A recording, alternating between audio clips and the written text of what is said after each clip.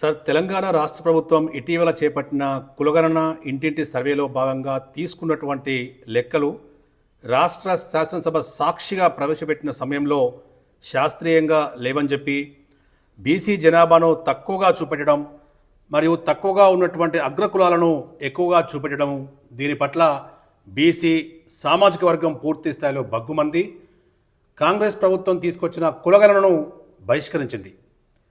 ఆ తర్వాత బీసీ సబ్బండ వర్గాలు తీన్మార్ మల్లన్న కావచ్చు, బీసీ మేధావులు కావచ్చు, బీసీ రాజకీయ యుద్ధబేరిలో తమ గళాన్ని వినిపించారు. ఫలితంగా నిన్న బట్టి విక్రమార్క గారు ఉప ముఖ్యమంత్రి వర్యులు 3.1% బీసీ జనాభా దీంట్లో ఈ సర్వేలో పాల్గొనలేదు, వారి కోసం మళ్ళా రీసర్వే చేస్తున్నాము అంటూ 16 నుంచి 28 వరకు ఫిబ్రవరి మళ్ళా రీసర్వే చేయబోతున్నారు. మరి ఇక్కడ ఎంఆర్పిఎస్ పార్టీ తరఫున మీరు ఎలా స్పందిస్తారు? నా పేరు మందా కుమార్ మాదిగా, ఎంఆర్పిఎస్ ఎంఎస్పి పార్టీ జాతీయ అధికార ప్రతినిధిగా పనిచేస్తున్నాను. గత 30 సంవత్సరాలుగా గౌరవ మందకృష్ణ మాదిగ గారి నాయకత్వంలో పనిచేయడం జరుగుతుంది. జై స్వరాజ్య టీవీ గారికి ధన్యవాదాలు. స్వరాజ్య టీవీ గత 5-6 సంవత్సరాలుగా ఎస్సీ, ఎస్టీ, బీసీ సబ్బండ వర్గాల సమస్యల పరిష్కారం కోసం, అదే క్రమంలో వారి సమస్యల పరిష్కారం కోసం పనిచేయడం జరుగుతుంది. పనిచేసి వాళ్ళ సమస్యల పరిష్కారం దిశగా పయనించడం కూడా జరుగుతుంది. ముఖ్యంగా ఈరోజు బీసీ సర్వే విషయానికి వస్తే, బీసీలు ఈ తెలంగాణ రాష్ట్రంలో 1,88,00,000 ఉంటారు. ఈ యొక్క తెలంగాణలో మొన్న కాంగ్రెస్ పార్టీ కులగణన చేపట్టింది. కులగణన చేపట్టిన అందులో బీసీలు 43% ఉంటారు అనేది రిపోర్ట్ వచ్చింది కులగణనలో.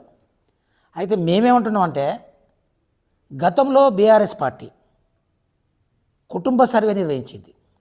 కుటుంబ సర్వేలో బీసీల జనాభా ఎంత అని తేల్చారంటే, బీసీలు 51% పైచిలకు ఉంటారు అని చెప్పేసి కుటుంబ సమగ్ర సర్వేలో తేలింది. మరి బీసీ కులగణన 43% ఎట్లా చూపిస్తారు అంటే, ఇక్కడ బీసీల జనాభా తక్కువ చేయడానికి ఒక ప్రభుత్వం కుట్ర చేసింది. మేము ఒకటే కోరేది ఏంటంటే, వెంటనే రీసర్వే చేయాలి. రీసర్వే చేసి మళ్ళీ బీసీల జనాభాను సరిగా నమోదు చేసుకోవాల్సిన అవసరం ఉన్నదని చెప్పేసి నేను ప్రభుత్వాన్ని డిమాండ్ చేస్తున్నా. మరి ఈ యొక్క తెలంగాణ రాష్ట్ర ఉప ముఖ్యమంత్రి అయిన బట్టి విక్రమార్క గారు తప్పకుండా బీసీల జనాభా సమగ్ర జనాభా తీసుకుంటాం, దాన్ని బీసీల జనాభా విషయంలో రీసర్వే తప్పులు లేకుండా సమగ్రంగా నిర్వహించి సరి అయిన నివేదిక అందించి బీసీలకు జనాభా ప్రతిపాదన అన్ని రంగాల్లో జనాభా ప్రతిపాదన అన్ని రంగాల్లో రిజర్వేషన్ అమలు చేయాలని మేము ప్రభుత్వం నిర్ణయం చేసుకున్నది.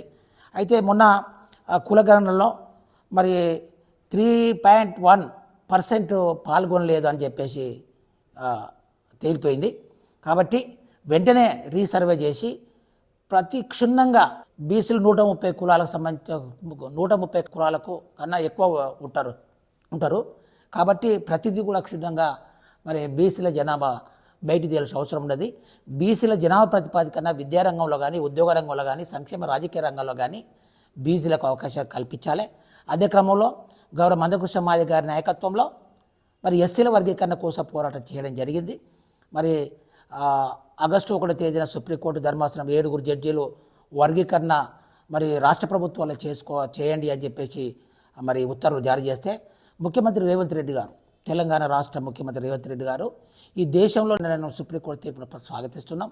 అదే క్రమంలో ఎస్సీల వర్గీకరణ ప్రకారమే మరి విద్యా ఉద్యోగ రంగాల్లో మాదిగలకు న్యాయం చేస్తాం, ఉపకులాలకు న్యాయం చేస్తామని చెప్పేసి మాట్లాడారు. అయితే ఇక్కడ మందకృష్ణ మాదిగ గారు కొన్ని సూచనలు ముఖ్యమంత్రి మొన్న కలిసి సూచనలు చేశారు. మా జనాభా 32 లక్షలు ఉంటారు, 11% రిజర్వేషన్ మాకు రావాల్సిన అవసరం ఉన్నది. ఎట్లా అంటే, మరి మాలలు 15 లక్షలు ఉన్న వాళ్ళకేమో 5% ఇచ్చారు, 32% ఉన్న మాదిగలకు 11% రావాలి కదా. దీన్ని సవరణ చేసి ఖచ్చితంగా మాకు న్యాయం చేయాలని చెప్పేసి మన ముఖ్యమంత్రి రేవంత్ రెడ్డి గారిని డిమాండ్ చేస్తున్నాం. బీసీ కులగణన విషయానికి వస్తే ఖచ్చితంగా ఏదైతే కామారెడ్డిలో డిక్లరేషన్ ఏదైతే రాహుల్ గాంధీ ప్రకటించారో, మల్లికార్జున ఖార్గే మాట్లాడిండో, ఖచ్చితంగా దాన్ని అమలు చేయాలని చెప్పేసి మేము ప్రభుత్వానికి డిమాండ్ చేస్తున్నాం. కులగణన విషయంలో, బీసీల సంఖ్య విషయంలో కొంచెం తేడా వచ్చినా కానీ బీసీలు అణగారిన కులాలకు సంబంధించిన వాళ్ళంతా కూడా, సబ్బండ వర్గాలంతా ప్రభుత్వం పైన పోరాటానికి సిద్ధం కావాల్సిన అవసరం ఉన్నది.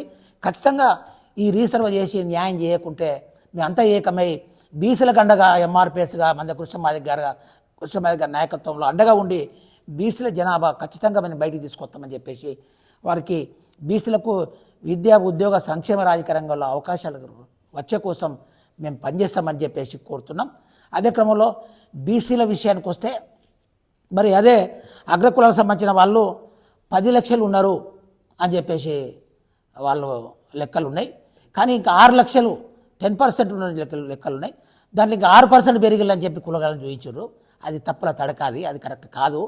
వెంటనే మరి బీసీల విషయానికి వస్తే ఖచ్చితంగా ఎవరి జనాభా ప్రాతిపదికన, బీసీల జనాభా ప్రాతిపదికన బీసీలకు అన్ని అవకాశాలు రావాల్సిందే. ఓసీల జనాభా ఎంత ఉన్నదో వాళ్ళ వరకు వాళ్ళకు రావాల్సిందే. ఎస్సీ ఎస్టీలకు సంబంధించిన మరి జనాభా ప్రాతిపదికన వాళ్ళ హక్కులు వాళ్ళకు రావాల్సిందే. ఖచ్చితంగా దీన్ని బీసీల విషయానికి వస్తే ఇది అన్యాయం జరుగుతుంది. దీన్ని అన్యాయం చూస్తూ ఊరుకునే పరిస్థితి లేదు. మరి ఖచ్చితంగా ఇక్కడ ఏంటంటే బీసీలను తక్కువ చూపించి 15% ఉన్న అగ్రవర్ణాలకు సంబంధించిన వాళ్ళు ఇటు కాంగ్రెస్ పార్టీ పేరుతో, అటు టీఆర్ఎస్ పేరుతో, అదే క్రమంలో బీజేపీ పేరుతో మరి వాళ్ళే రాజ్యాధికారం చేపట్టే విధంగా మరి వాళ్ళు ప్రయత్నం చేస్తారు. బీసీలు ఖచ్చితంగా రాబోయే కాలంలో బీసీలు ఎంత జనాభా ఉందో అంత జనాభా తేల్చాల్సిన అవసరం ఉన్నది. రాబోయే కాలంలో మరి ఈ తెలంగాణలో బీసీల రాజ్యాధికారం తేవడానికి మేము ఎస్సీ ఎస్టీ బీసీ మైనార్టీ కులాలంతా ఏకమై బీసీల రాజ్యాన్ని తీసుకొస్తామని చెప్పేసి మేము స్పష్టం చేస్తున్నాం. మొన్న ఈ మధ్య కాలంలో తీన్మార్ మల్లన్న గారి నాయకత్వంలో వరంగల్ హన్మకొండ జిల్లా ఆర్ట్స్ కాలేజ్ గ్రౌండ్లో మరి బీసీల సింహగర్జన, బీసీల రాజకీయ సింహగర్జన పేరుతోని మరి సభను జరపడం జరిగింది. అందులో మాట్లాడిన తీన్మార్ మల్లన్న ఖచ్చితంగా రాబోయే కాలంలో బీసీలే ముఖ్యమంత్రి అయ్యే అవకాశం ఉంది. మన ఓట్లు మనం వేసుకుందాం. ఎస్సీలు ఎస్టీలు బీసీలు మైనార్టీ కులాలంతా ఏకమై బీసీల రాజ్యాధికారం అంటే అణగారిన కుల రాజ్యాధికారం వచ్చే దిశగా మనం అంతా పనిచేయాలని చెప్పేసి మరి అందరికీ విజ్ఞప్తి చేస్తూ అప్పీల్ చేశారు. మేమంతా కూడా దాన్ని మేము సమర్థిస్తున్నాం. ఏదేమున్నా కానీ ఎవరి జనాభా ప్రతిపాదికన వాళ్ళకి హక్కులు విద్యారంగంలో కానీ, ఉద్యోగ సంక్షేమ రాజకీయ రంగంలో కానీ రావాల్సిందే. ఆ యొక్క జనాభా ప్రతిపాదికన బీసీల కులగణన కావచ్చు, బీసీల కులగణనలో కొంచెం ఇబ్బంది అంటే తక్కువ చూపించే ప్రయత్నం చేసినా కానీ ఎంఆర్పిఎస్గా బీసీ సంఘాలుగా సబ్బండ వర్గాలుగా చూసి ఊరుకునే పరిస్థితి లేదు. మేము ముక్త కంఠంతో చెప్తున్నాం, ఈ రేవంత్ రెడ్డి ప్రభుత్వానికి ఖచ్చితంగా ఎవరి జనాభా ప్రతిపాదికన బీసీల జనాభా ఖచ్చితంగా తేలాలే. వాళ్ళు కనీసము మొన్న సమగ్ర సర్వేలోనే 51% పైచిల కంటే ఇంకా అప్పటి నుండి ఇప్పటిదాకా 52 కావచ్చు, 53 కావచ్చు, 55 కూడా చేరుకునే అవకాశం ఉన్నది. కాబట్టి ఖచ్చితంగా ఆ యొక్క సర్వే తేలాలని చెప్పేసి దాన్ని చిత్తశుద్ధితో ఈ సర్వే చేసి బీసీలకు న్యాయం చేయాలని చెప్పేసి మేము ప్రభుత్వాన్ని డిమాండ్ చేస్తున్నాం.